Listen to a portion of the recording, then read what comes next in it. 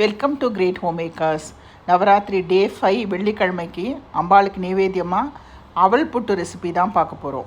ஒரு கப்பு கெட்டி அவலை நல்லா செவக்க வறுத்துக்க போகிறோம். ரவையை செவக்க வறுத்தாச்சு. ஆறின அப்புறம் மிக்சியில் போட்டு ரவை மாதிரி பொடிச்சுக்கணும்.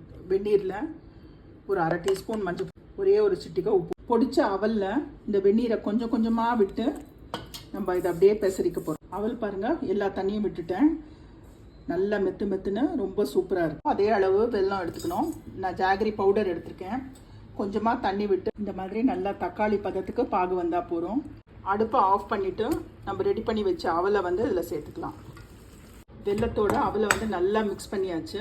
ஏலக்காய் பவுடர், ஒரு டேபிள் ஸ்பூன் நெய் விட்டுக்கலாம். நெய்யில் வறுத்த முந்திரி பருப்பு, 2 டேபிள் ஸ்பூன் நெய்யில் வதக்கின ஃப்ரெஷ் தேங்காய் எல்லாத்தையும் சேர்த்து நல்லா மிக்ஸ் பண்ணிட்டு அருமையான அவல் புட்டு ready. Welcome to Great Home makers.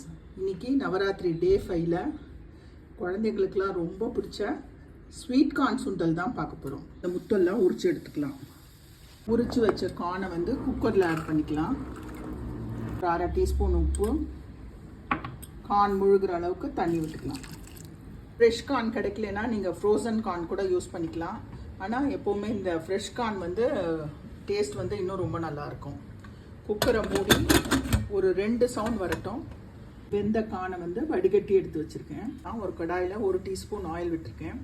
எண்ணெய் காஞ்ச உடனே ஒரு அரை டீஸ்பூன் கடுகு, அரை டீஸ்பூன் உளுத்தம்பருப்பு, 1/4 டீஸ்பூன் பெருங்காயம், ஃப்ரெஷ் கருவேப்பிலை, ஒரு பச்சை மிளகாயும் 1 இன்ச்சையும் இடித்து வச்சுருக்கேன். அதை ஆட் பண்ணுறேன். வேக வச்ச கானை ஆட் பண்ணுறேன்.